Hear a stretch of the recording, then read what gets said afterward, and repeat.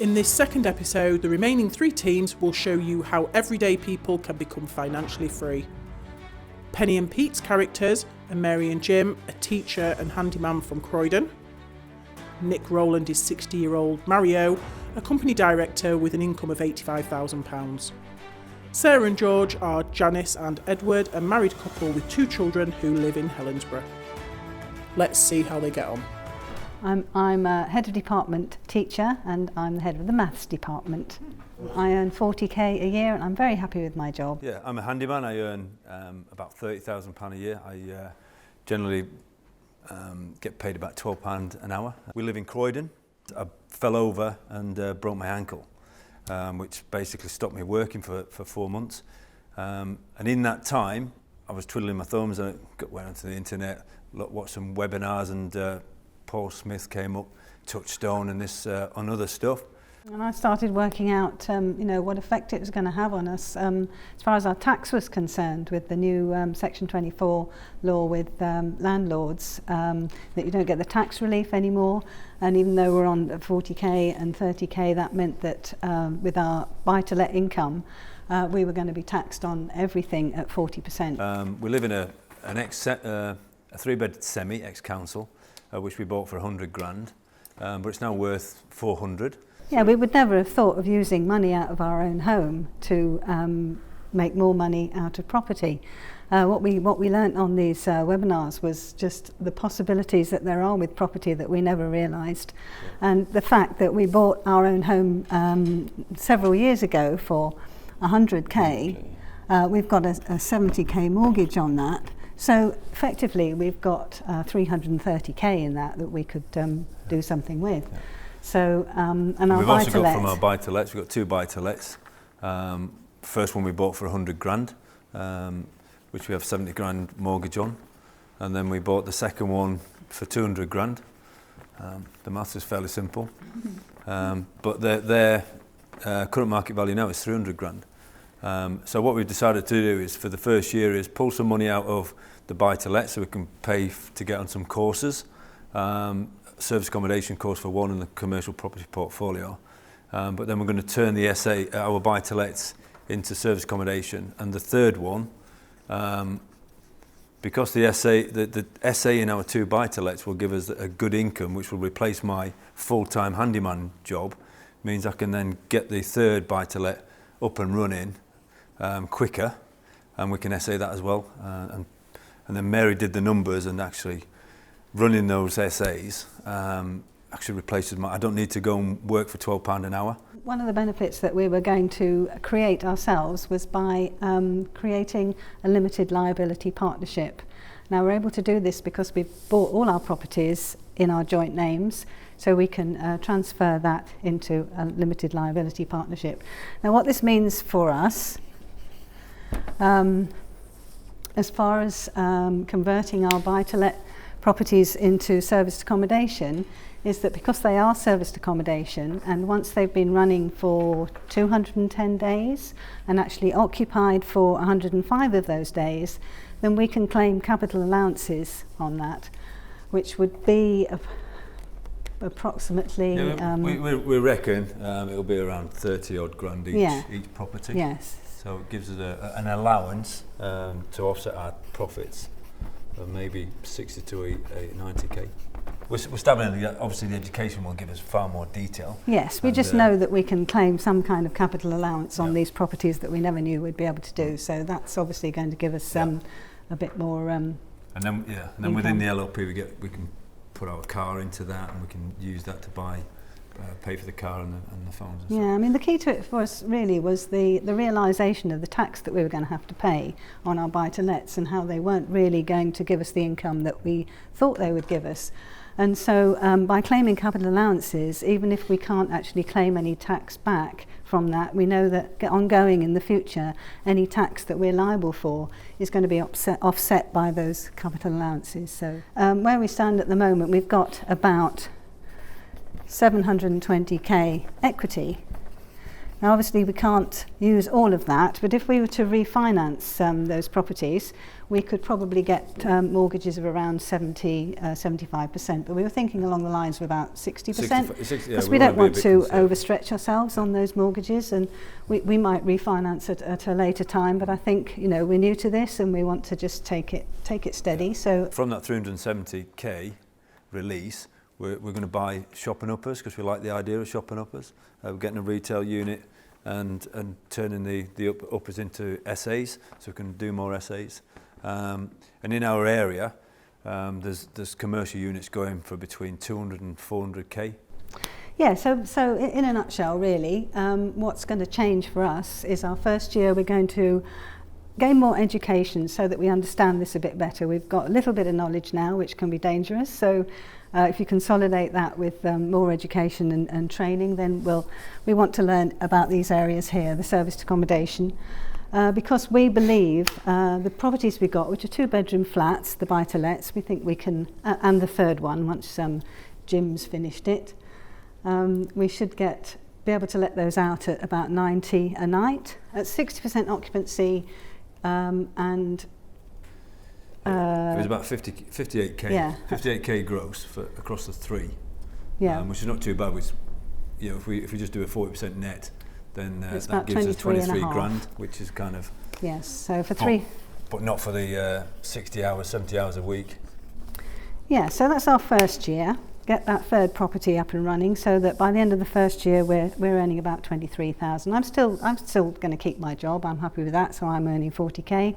We reviewed my pension as well, but with it being a teacher pension, then there's not anything really fancy we can do with that. We just got to wait and see what I get. You know, once I retire, it's probably going to be about 50% of my final salary along those lines. So, yeah. So in 5 years' time, we are hoping to be earning fairly passively 76,000 a year, plus my pension.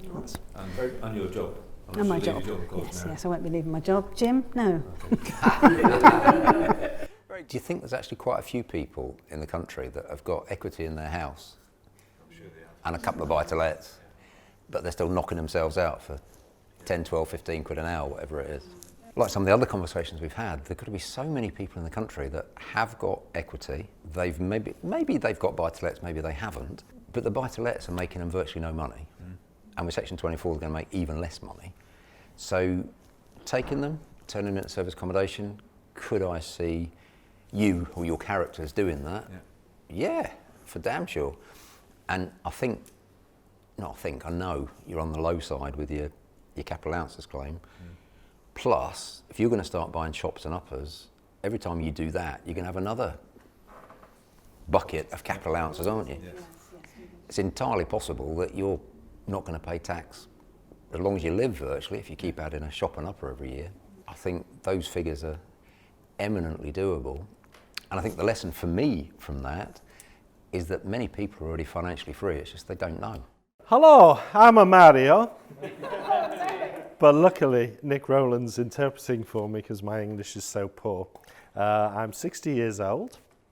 I'm a company director earning £85,000 a year currently. I'm a widow, sadly. And I've got one son who's 35 and he's a plumber. I've got assets of a house of 250,000, which is mortgage free. I like to invest my money, so I put it into premium bonds, and I've got £50,000 worth of premium bonds, and I've got an ISA for 30,000. I've got a number of pensions because I've worked for lots of companies over the years, and I'm projected to get a pension about 7,000 to 8,000. I don't really know, I've not really looked into it. And the only other asset I've got is that I bought the builder's yard that my son occupies for his building as a plumber, which is a builder's yard and office. First thing to know is I've got those premium bonds that I referred to before. Why would you have premium bonds? Well, you know, it's a safe way of saving. Lots of people have them. Nothing wrong with them. But did you know that there's a 1 in 24,500 chance of getting any prize at all. And to get the £1 million prize, you've got a 1 in 40.99 billion chance of winning. So they're pretty high odds.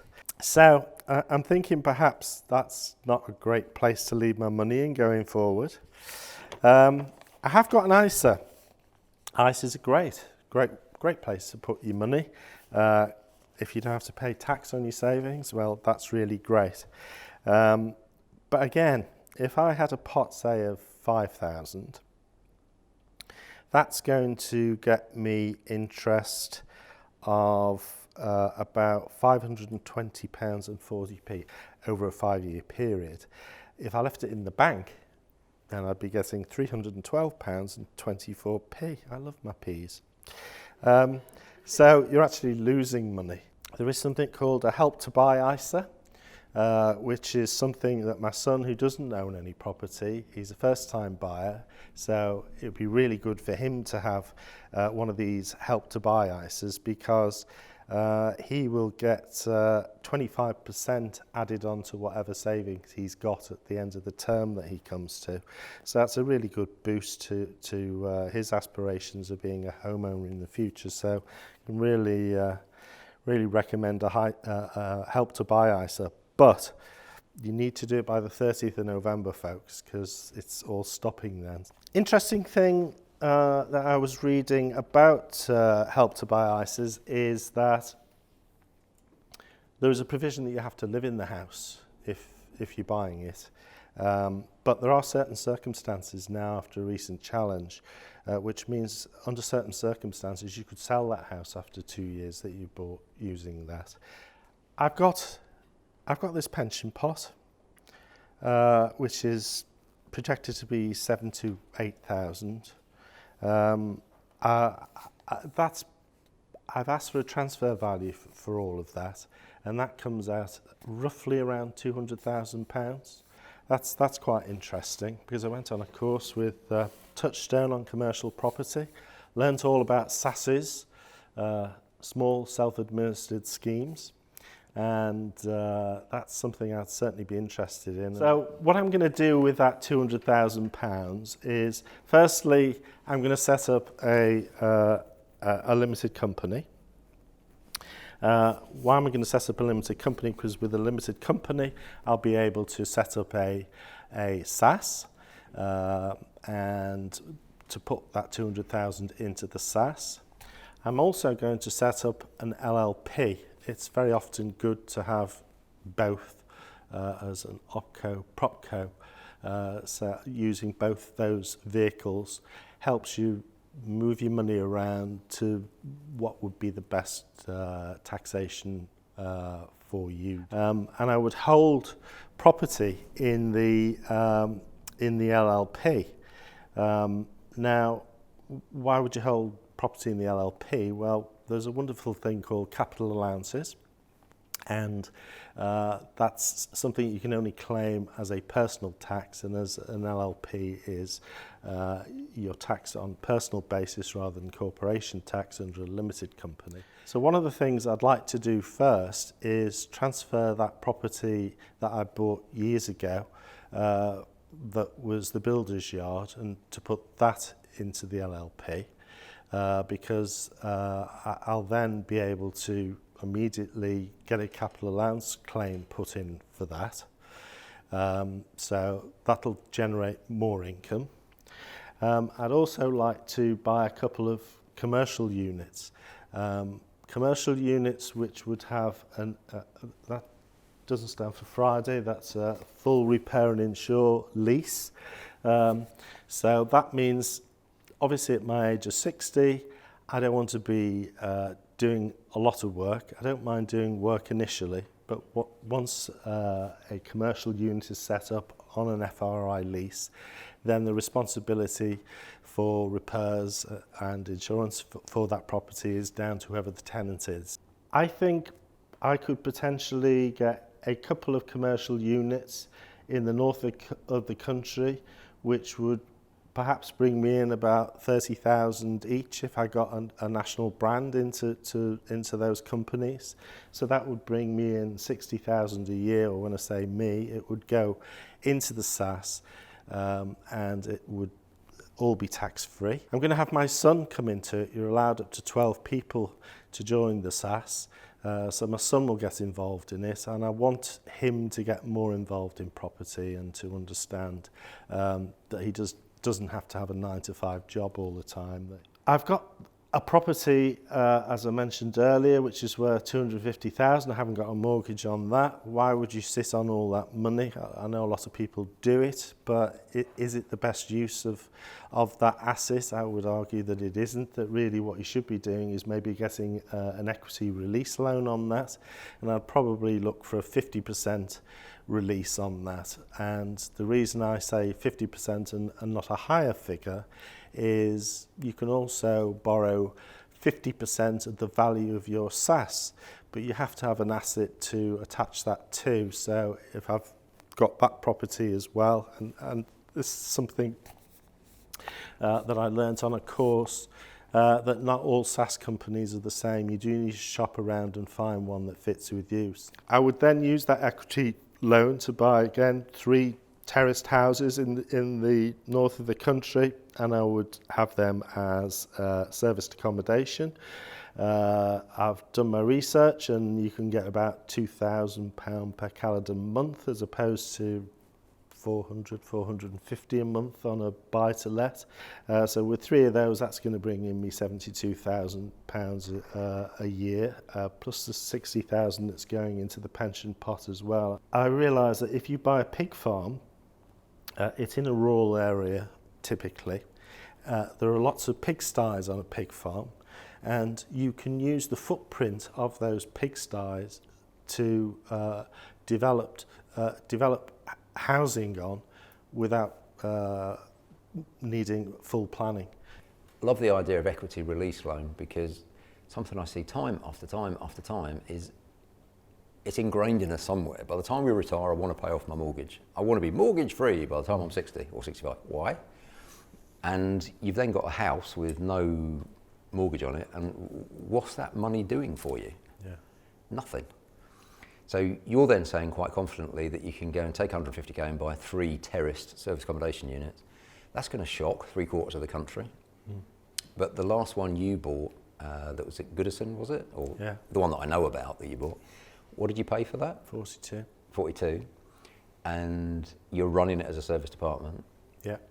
And I wasn't quite clear, is the £2,000, is that gross? That's gross, yeah. So on your 72 grand, you're probably going to make 30 or something as a profit? Just on the VAT issue. Yeah. If you'd done it deliberately, that would have been an issue. The fact that it was a mistake. Yeah, it's fine. Gives some leverage with the Inland Revenue. Oh, yeah.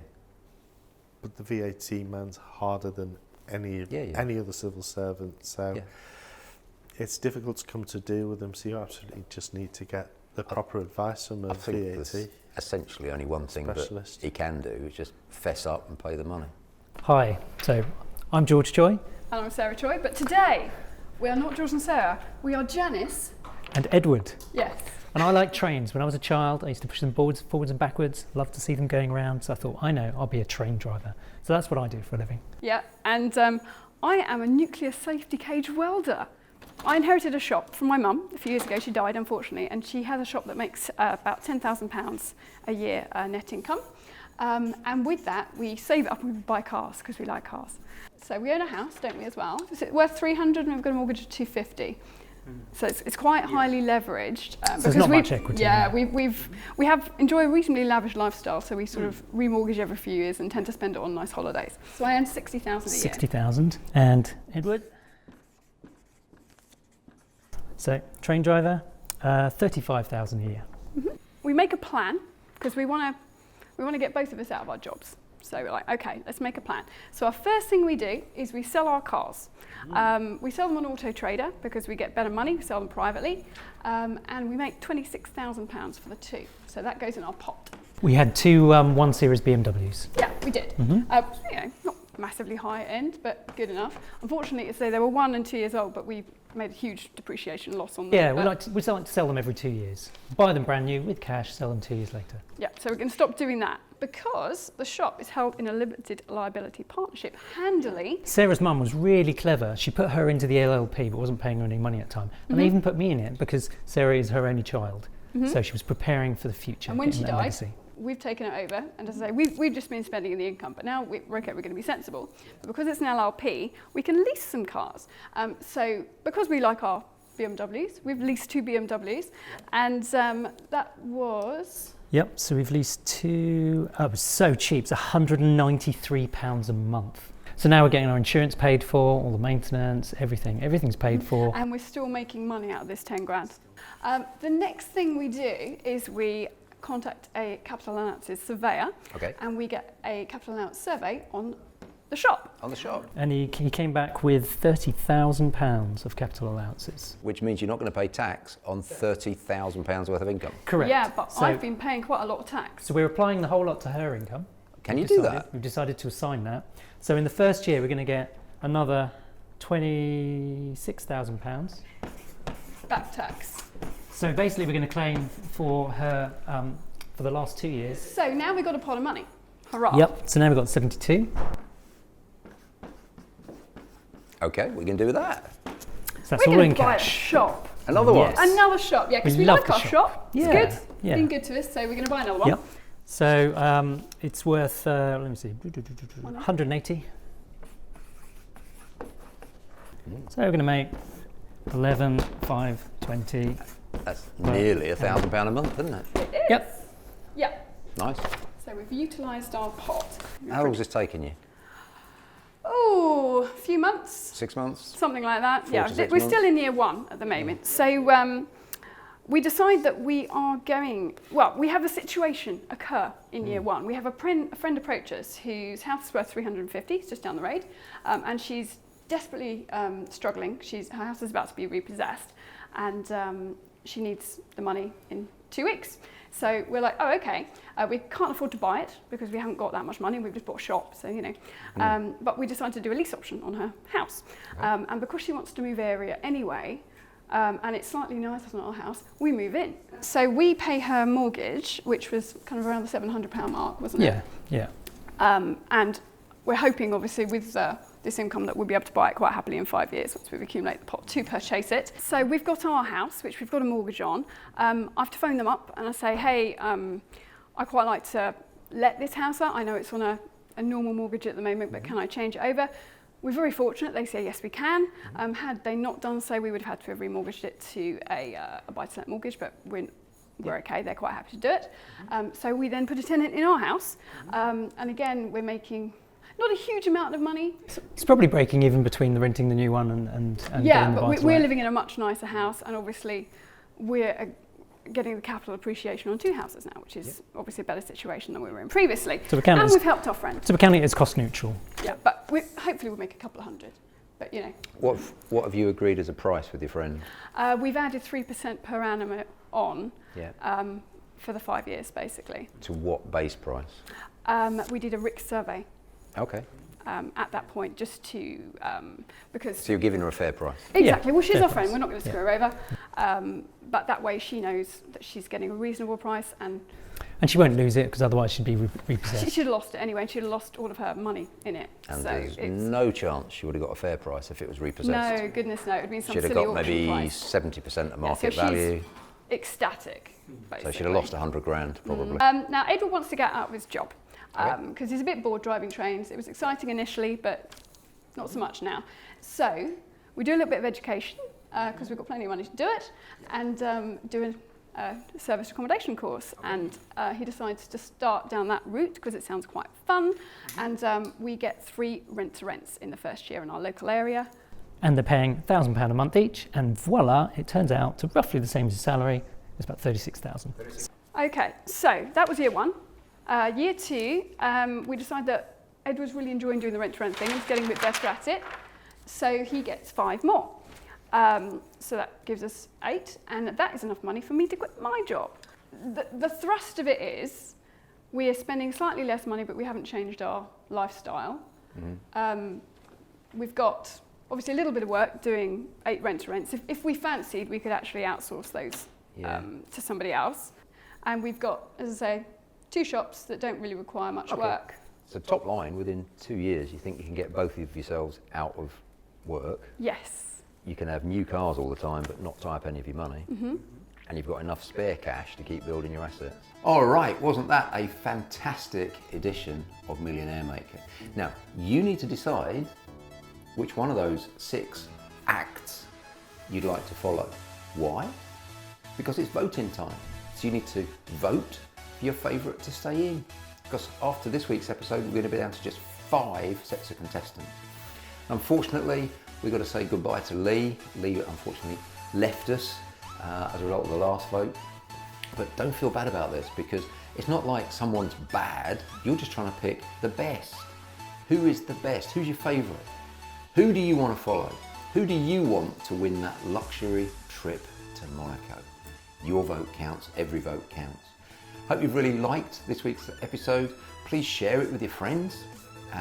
Please like it on YouTube. And I look forward to seeing you very, very soon. You've been wonderful. I've been Paul. See you next time. If you've liked it, please literally like it. Subscribe to the channel. Get your friends to do the same. You've been wonderful. I've been Paul. See you next time. Bye-bye.